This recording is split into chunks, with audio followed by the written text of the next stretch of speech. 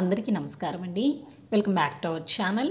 ఈరోజు ఈ వీడియోలో 2025 సంవత్సరంలో తొలి ఏకాదశి పండుగ ఎప్పుడు ఏ తేదీన వచ్చింది, ఏకాదశి విశిష్టత ఏమిటి, అలాగే ఏకాదశి తిథి ఎప్పటి నుంచి ఎప్పటి వరకు ఉంటుంది, ఈ రోజున ఉపవాసం ఏ విధంగా ఉండాలి, ఎప్పటి వరకు ఉండాలి, అలాగే ఈ రోజున ప్రత్యేకంగా విష్ణుమూర్తికి నైవేద్యంగా ఏమి సమర్పించాలి, మరియు ఈ రోజున పొరపాటును కూడా తినకూడని పదార్థం ఏమిటి, ఇలాంటి మరెన్నో విషయాల గురించి ఈ వీడియోలో అయితే మీకు తెలియజేస్తానండి. వీడియోని మీరు ఎక్కడా కూడా స్కిప్ చేయకుండా మొదటి నుంచి చివరి వరకు అయితే చూడటానికి ప్రయత్నం చేయండి. హిందువుల తొలి పండుగగా తొలి ఏకాదశి పర్వదినానికి హైందవ సంస్కృతిలో విశేషమైన స్థానం ఉంది. ఆషాఢ మాసంలో వచ్చే శుక్లపక్ష ఏకాదశిని తొలి ఏకాదశి అని అంటారు.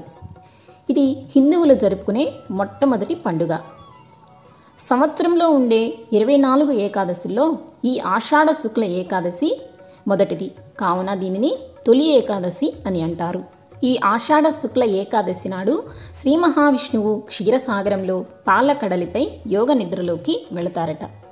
అలా స్వామివారు నిద్రించే రోజు కాబట్టి దీనిని సేన ఏకాదశి అని, తొలి ఏకాదశి అని, అంతేకాకుండా ఈ ఏకాదశిని పద్మ ఏకాదశి అని, దేవసేన ఏకాదశి అని, పేలాల పండుగ అని కూడా పిలుస్తూ ఉంటారు. రోజు నిద్రలోకి వెళ్ళిన శ్రీ మహావిష్ణువు 4 నెలల పాటు నిద్రించి ప్రబోధిని ఏకాదశి నాడు తిరిగి మేల్కొంటారట. ఈ 4 నెలల్ని చాతుర్మాసాలుగా వ్యవహరిస్తారు. ఈ రోజు నుంచి 4 నెలల పాటు చాతుర్మాస దీక్షను ఆచరిస్తారు. ఈ 4 నెలలు స్వామివారు పాతాళ లోకంలో బలి చక్రవర్తి వద్ద ఉండి కార్తీక పౌర్ణమి నాడు తిరిగి వస్తారని పురాణ గాథ.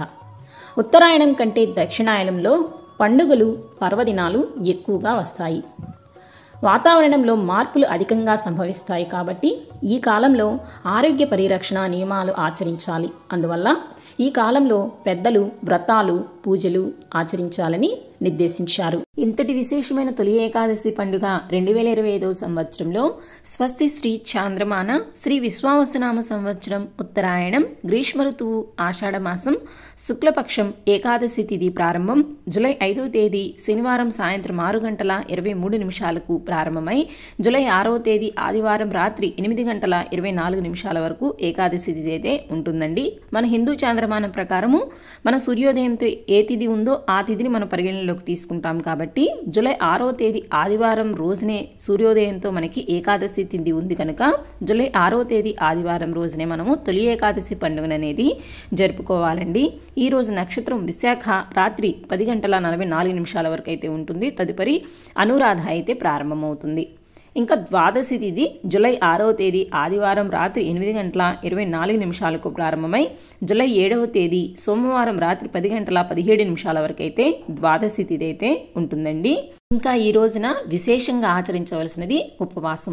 ఈ ఉపవాసం ఎప్పుడు ప్రారంభించాలి, ఎప్పుడు విరమించాలి అని అంటే ఏకాదశి ఉపవాసం చేసేవారు దశమి తిథి ఉన్నప్పుడే ఉపవాసాన్ని ప్రారంభించి ద్వాదశి తిథి వెళ్లే లోపల ఉపవాసాన్ని అనేది విరమించవలసి ఉంటుందండి.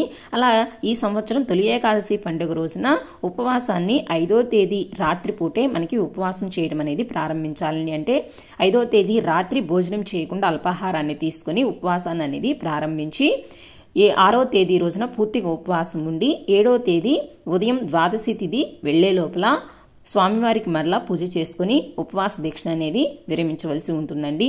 మరి ఈ తొలి ఏకాదశి పండుగ రోజున స్వామివారికి ఎప్పుడు పూజ చేసుకోవాలి అని అంటే 6వ తేదీ ఉదయం 7 గంటల నుంచి ఉదయం 10 గంటల లోపల శుభ సమయం ఉందండి. ఆ సమయంలో పూజ అయితే చేసుకోండి.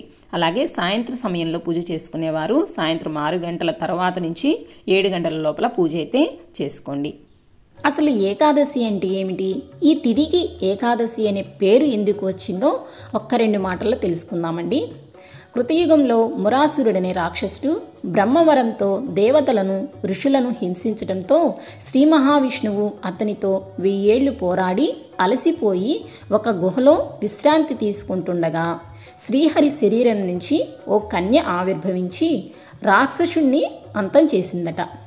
ఇందుకు సంతోషించిన శ్రీ మహావిష్ణువు ఆ కన్యను వరం కోరుకోమనగా తాను విష్ణుప్రియగా లోకం చేత పూజించబడాలని కోరుకుందట. అప్పటి నుంచి ఆమె ఏకాదశి తిథిగా వ్యవహారంలోకి వచ్చింది. నాటి నుంచి సాధువులు భక్తజనులు ఏకాదశి వ్రతం ఆచరించి విష్ణు సాయుధ్యం పొందినట్లుగా పురాణాలు చెబుతున్నాయి. అంబరీషుడు మాంధాత తదితర పురాణ పురుషులు ఏకాదశి వ్రతాన్ని ఆచరించారు. మరి ఈ ఏకాదశి నాడు ఏం చేయాలి? ఏకాదశి నాడు ఉపవాసం ఉండి ఆ రాత్రంతా జాగరణ చేయాలి. రాత్రి వేళ విష్ణుమూర్తికి సంబంధించిన భాగవతాన్ని చదువుకోవటం, విష్ణు సహస్రనామ పారాయణ చేయాలి. మర్నాడు అంటే ద్వాదశి రోజున దగ్గరలో ఉన్న దేవాలయానికి వెళ్ళి ఉపవాస దీక్షను విరమించాలి. ఈ రోజున ఆవులను పూజించాలి. తొలి ఏకాదశి విష్ణుమూర్తికి అత్యంత ప్రీతికరమైనది కనుక ఈ రోజున ఈ దీక్షను ఆచరిస్తే విష్ణుమూర్తి అనుగ్రహం లభిస్తుంది. మరి ఈ రోజున విష్ణుమూర్తికి ఎటువంటి నైవేద్యాన్ని సమర్పించాలి అనే విషయాన్ని గురించి తెలుసుకుందాం.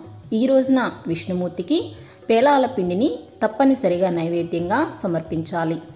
ఎందుకు అంటే పేలాలు పితృదేవతలకు ఎంతో ఇష్టమైనవి. అందువల్ల మనకు జన్మనిచ్చిన పూర్వీకులను ఈరోజు గుర్తు చేసుకోవటం మన బాధ్యత. అలాగే ఆరోగ్యపరంగా బయటి ఉష్ణోగ్రతలకు అనుగుణంగా శరీరం అనేక మార్పులకు లోనవుతుంది. గ్రీష్మ ఋతువు ముగిసిన తరువాత వర్ష ఋతువు ప్రారంభమయ్యే కాలం కాబట్టి శరీరానికి పేలాల పిండి వేడిని కలుగజేస్తుంది. అందువల్ల ఈ రోజున దేవాలయాల్లోనూ ఇళ్ల వద్ద పేలాల పిండిని ప్రసాదంగా పంచుతారు. ఈ రోజున అన్నం అసలు తినకూడదండి. ఎందుకు అని అంటే అన్నంలో మురాసురుడు అనే రాక్షసుడు ఉంటాడంటండి ఈరోజు. అందుకని ఈ రోజున అన్నం తినకూడదని చెప్తూ ఉంటారు. సో ఇదండి ఇవాళ వీడియో. ఈ వీడియో కనుక మీకు నచ్చినట్లయితే లైక్ చేయండి, షేర్ చేయండి. ఇలాంటి మరింత భక్తి సమాచారం కోసం మన ఛానల్ సబ్స్క్రైబ్ చేసుకోండి. పక్కనే ఉన్న బెల్ ఐకాన్ కూడా ప్రెస్ చేసుకోండి. మరొక కొత్త వీడియోతో మళ్ళీ కలుసుకుందామా మరి. శ్రీమాత్రే నమః. స్వస్తి.